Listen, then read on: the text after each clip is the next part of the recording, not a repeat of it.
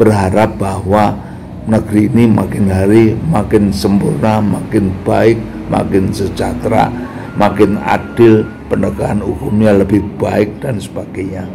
Nah, kita harapkan kebijakan presiden yang akan datang akan jauh lebih baik atau selalu lebih baik. Mudah-mudahan demikian. Masih.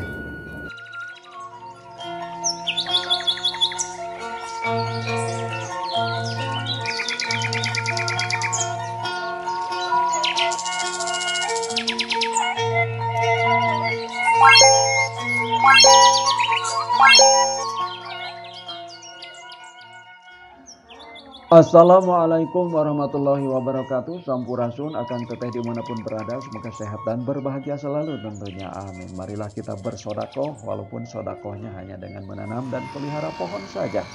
Itu pastinya akan berkah dan dimanfaatkan oleh anak cucu kita kelak.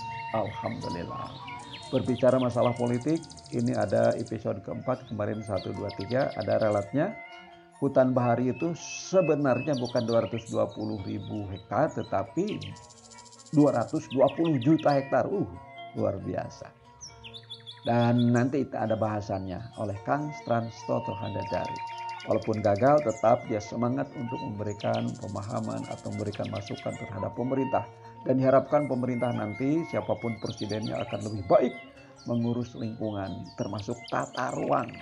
Dan membagi kembali atau mengembalikan siapa yang mengurus hutan dan siapa yang mengurus lingkungan hidup. Kehutanan dan lingkungan hidup dipisah kembali. Subhanallah, ini luar biasa. Like, subscribe, pijat loncengnya, serta komentarnya. Alhamdulillah, terima kasih. Ayo kita pergi saja langsung. Go, go, go, go, go. Nah, kita bicara tata ruang. Tata ruang itu sangat penting. Itu adalah warisan zaman dulu. Zaman Menteri Pertaniannya siapa itu membuat SK tentang penetapan hutan lindung nomornya 837 kalau nggak salah tahun 80. Hampir 45 atau hampir 50 tahun yang lalu itu belum diganti. Jadi SK itu hanya memakai 3 variabel, yaitu lereng, curah hujan, dan jenis tanah. Kemudian di overlay. Nah, itu sudah kuno karena waktu itu keterbatasan alat dan sebagainya, juga cara penggunaannya. Kalau sekarang sudah ada GIS, dulu masih manual. Nah, jadi sekarang ini kita harus tahu tata ruang itu dipakai untuk semua orang di atas bumi kita ini. Dan di atas bumi kita ini yang ada adalah ekosistem yang paling penting, yaitu dalam rangka mengamankan bumi.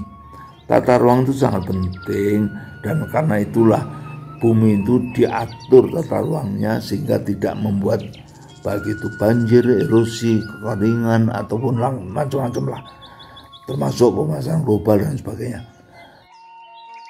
Maka dari zaman dulu tata ruang itu ditangani oleh banyak pihak.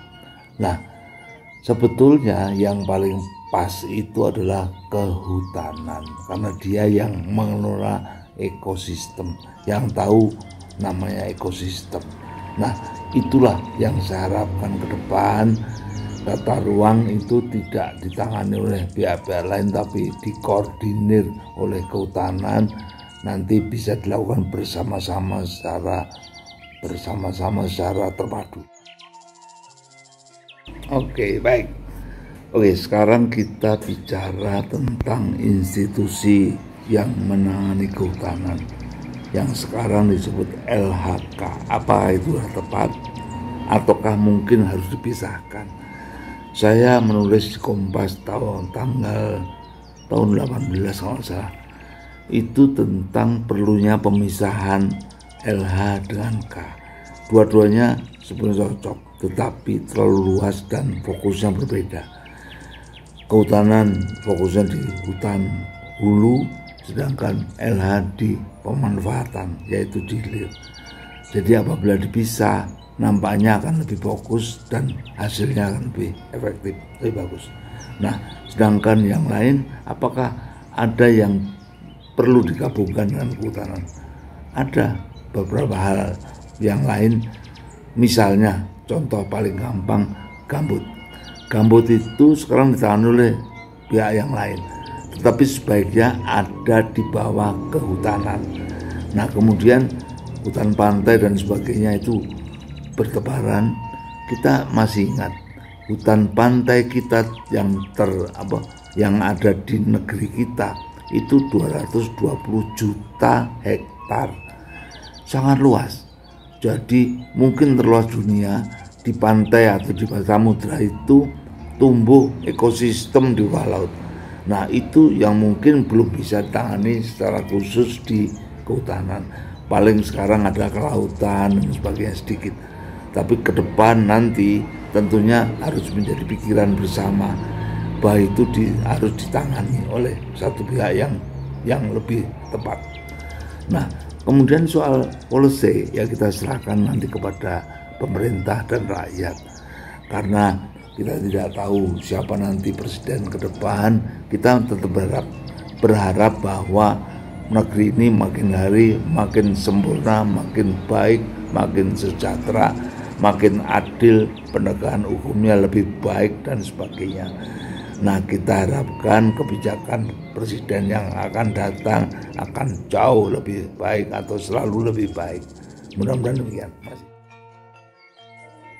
Demikian, terima kasih atas segala perhatiannya. Mohon maaf atas segala kekurangannya. Insya Allah kita bertemu lagi di lain suasana, lain kesempatan. Mang Dadang undur diri. Wassalamualaikum warahmatullahi wabarakatuh.